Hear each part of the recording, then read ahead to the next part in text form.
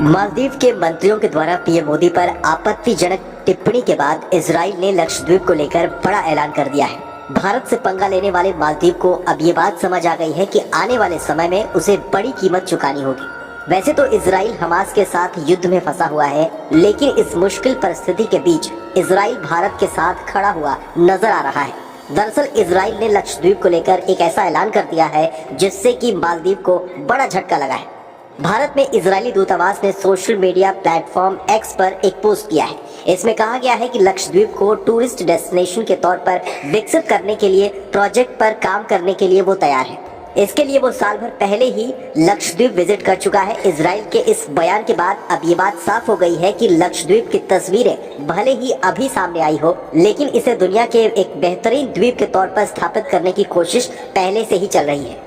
दरअसल लक्षद्वीप में टूरिज्म को बढ़ावा देने से पहले यहाँ मीठे पानी की व्यवस्था करना सबसे ज्यादा जरूरी होगा।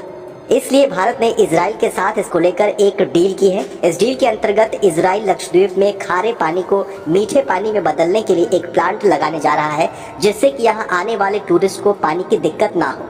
पीएम मोदी ने साल 2017 में इजराइल दौरे के दौरान वहाँ एक बेहद मॉडर्न तकनीक देखी। इसके बाद लक्षद्वीप और अंडमान के लिए भी इस प्रोसेस पर बात शुरू की गई। हालांकि यहाँ ध्यान देने वाली बात यह है कि लक्षद्वीप में पानी के प्लांट को लगाने के लिए आखिर इजराइल को ही क्यों चुना गया। आपको बताएं तो इजराइल एक ऐसा देश है जिसका बड़ा हिस्सा रेगिस्तान रहा है। सूखे की मार को झेलते इजराइल ने कुछ सालों पहले एक अनोखी तकनीक निकाली। वो समुद्र के खारे पानी को डिसलरेशन के जरिए मीठा बनाने लगा।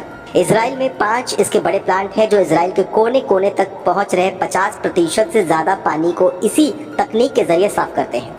अब स्थिति इतनी सुधर चुकी है कि इजराइल अपनी जरूरत से 20% से ज्यादा पानी बना रहा है, जिसकी सप्लाई सूखे से जूझते पड़ोसी देशों जैसे जॉर्डन को भी हो रही है। जानकारी के लिए आपको बताएं तो भारत लक्षद्वीप को लेकर जिस तरीके से आगे बढ़ रहा है, आने वाले समय में ये पर्यटन का एक बड़ा केंद्र बनने वाला है और इसके साथ ही भारत के इस कदम से मालदीव को बड़ा नुकसान